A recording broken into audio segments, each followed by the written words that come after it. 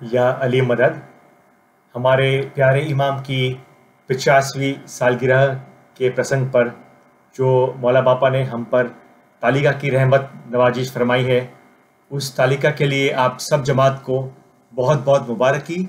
और इंशाअल्लाह हम लोग जो तालिका में हाजिमाम ने हमने दौरौनी दी है कि हम वैक्सीन्स का इस्तेमाल करें, मास्क का इस्तेमाल करें, उसका इस्तेमाल कर हम अपने आप को और हमारे परिवार को सुरक्षित रखेंगे।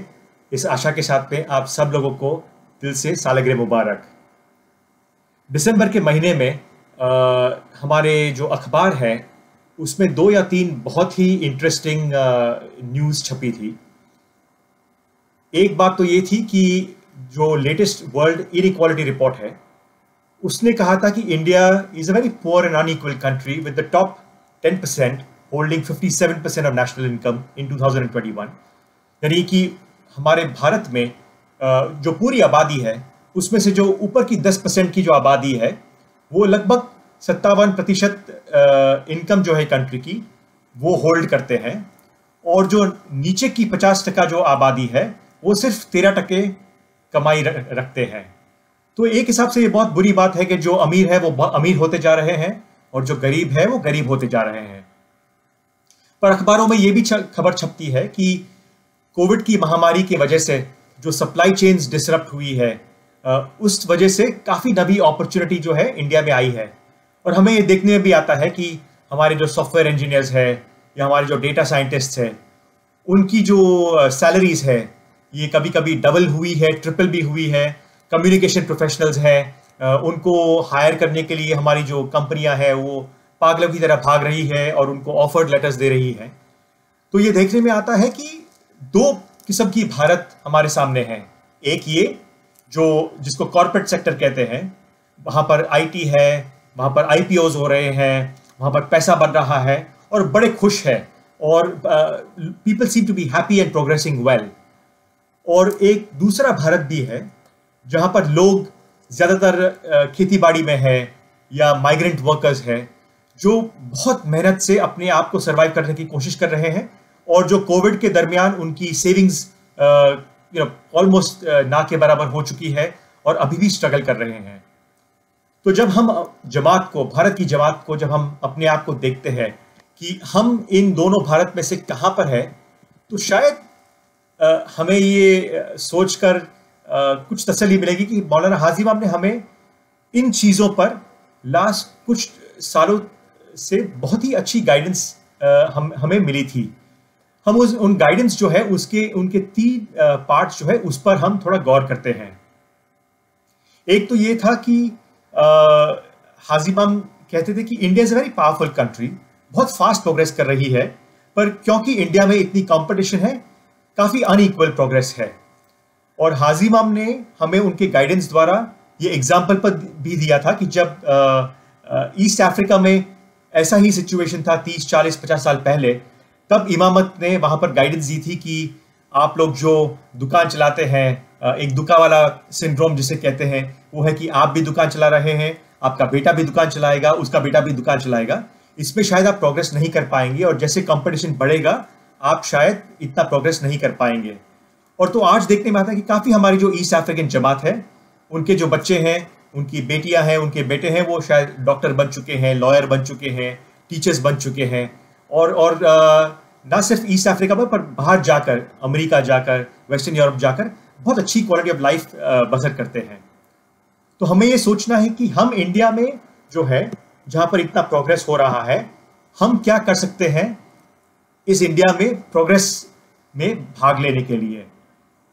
हाजी इमाम ने बड़े अच्छे शब्द का इस्तेमाल किया था, डिफिडेंस। इसका एग्जैक्ट तर्जुमा तो मुझे नहीं पता, पर कुछ एक संशय की तरह है कि हम एक दूसरे से बातचीत करने से या एक दूसरे से वार्तालाप करने से, अपनी तकलीफ बताने से या दूसरों को गाइडेंस देने से हम कुछ घबराते हैं। और हाजी इमाम समझाते हैं कि अगर आपको इस नए भारत में प्रोग्रेस करना है तो आपको एक कॉमन विजन या एक कॉमन सिनर्जी की ज़रूरत है। आप एक दूसरे से बात करें। आप अगर कुछ पढ़ते हैं, आपको एक सर्टेन नॉलेज है, मैं अगर कुछ पढ़ता हूं तो शायद मुझे एक सर्टेन नॉलेज है, पर अगर हम एक दूसरे से बात करेंगे यूनिटी में बात करेंगे, खुलकर बात करेंगे, तो शायद वो जो कॉमन नॉलेज निकल कर आएगा, जो उभर कर आएगा, वो नॉलेज की वजह से हम डिसीजंस लेंगे हमारे अपने लिए, हमारे बच्चों के लिए, हमारे बिजनेस के लिए, जो बहुत ज़रूरी है हमारी प्रोग्रेस के लिए। क्योंकि ये जो कॉमन नॉलेज उभर कर आता है, ये हमारी पढ़ाई से आता है, ये हमारे चर्चा से आता है, हम जो दूसरे लोगों से बात करते हैं उससे आता है। पर हम एक दूसरे से बात करने से डरे ना। और this is in some ways a sense of unity. Unity ये नहीं है कि हम आपके बारे में अच्छा बोले, आप हमारे बारे में अच्छा बोले। यूनिटी ये है कि हम हमारी सुख दुख की बातें एक दूसरे से के साथ शेयर करें, और जब शेयर करें तो एक कॉमन नॉलेज उभर कर आए, उस पर हम अमल करें। ये पहली बात जो कॉमन विजन की है, यूनिटी की है, सिनर्जी की है। इससे दूसरी बात भी काफी लिंक्ड है। जब हाजिम हम कहते हैं कि इन्वेस्ट इन योर मेरिट, हम जब भी मेरिट की बात करते हैं तो हमारी जमात में यह देखने आता है कि हम अक्सर इसको इंटरप्रेट करते हैं कि हम हमारे बच्चों को अच्छा एजुकेशन दें। लेकिन जब हाजिम हम मेरिट की बात करते हैं तो he is not talking only about children. वो कहते हैं कि हमारी जमात में जो 40 साल के लोग हैं, 50 साल के लोग हैं, 60 साल के लोग हैं, वो क्या कर रहे हैं अपनी मेरिट के बारे में। वो कौन सा न्यूज़पेपर पढ़ रहे हैं रोज सुबह को, वो कौन सा अखबार पढ़ रहे हैं, वो कौन से मैगजीन्स पढ़ रहे हैं हर हफ्ते। क्या वो सिर्फ फिल्मी मैगजीन पढ़ रहे हैं, या वो सिर्फ न्यूज़ पढ़ रहे हैं, पॉलिटिकल न्यूज़ पढ़ रहे हैं, कि वो इकोनॉमिक न्यूज़ पढ़ रहे हैं, मार्केटिंग के बारे में पढ़ रहे हैं, बिजनेस के बारे में पढ़ रहे हैं, मैनेजमेंट के बारे में पढ़ रहे हैं। और I think when he is talking about investing in merit, मुझे डिस्टिंक्टली याद है, मैं उस रूम में था जहां पर हमारी पूरी डेलीगेशन थी, और हम जब कहते थे कि लोग कोशिश तो कर रहे हैं, हाजिम ने खुलकर हमसे पूछा कि आप लोग जो यहाँ बैठे हैं, आप लोगों में से लास्ट 10 सालों में कितने लोगों ने कितनी किताबें पढ़ी है। और अब जवाब दे उसके पहले हाजिम हमें कहते हैं कि I suspect not too many. जब आप खुद किताबें नहीं पढ़ते, अच्छी किताबें नहीं पढ़ते, तो आप जमात को क्या एडवाइस दोगे। कहने का मतलब यह है कि जब हम रोज सुबह अखबार पढ़ते हैं तो शायद हम न्यूज़ के साथ में एक इकोनॉमिक अखबार भी इंट्रोड्यूस करें हमारी फैमिली में। जब हम किताबें पढ़ते हैं तो नॉवल के अलावा अच्छी किताबें जो मैनेजमेंट की है, जो बिजनेस और इकोनॉमिक्स के बारे में है, ऐसी किताबें हम इंट्रोड्यूस करें हमारी फैमिली में। और इससे थर्ड चीज बहुत स्ट्रांगली लिंक्ड है, जो है इंग्लिश लैंग्वेज। क्योंकि ट्रेड और कॉमर्स जो है वो ज्यादातर दूसरी लैंग्वेज में कम इंफॉर्मेशन आता है, और इंग्लिश लैंग्वेज में वर्ल्ड नॉलेज ज्यादा आता है।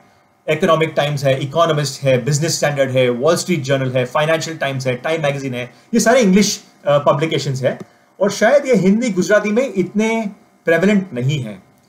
तो अगर हमें हमारी मेरिट में इन्वेस्ट करना है, अच्छी चीजें पढ़नी है, एक दूसरे से बात करके प्रोग्रेस करना है, तो इंग्लिश लैंग्वेज तो बहुत जरूरी है।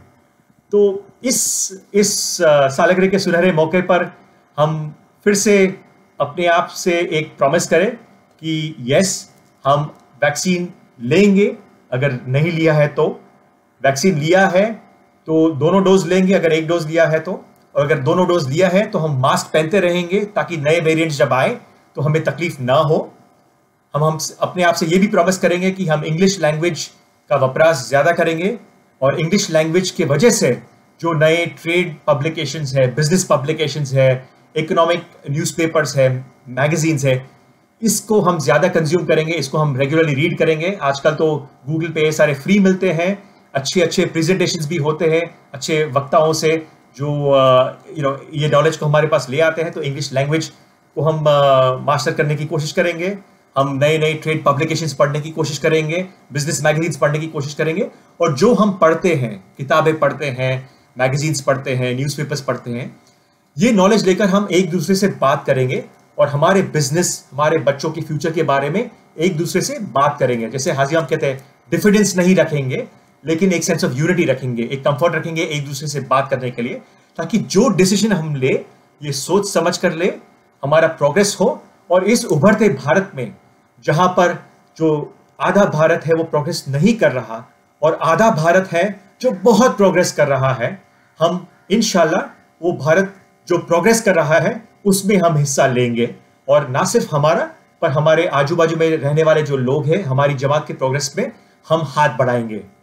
Good luck to all of you, सालगिरह मुबारक, एंड टेक केयर। या अली मदद।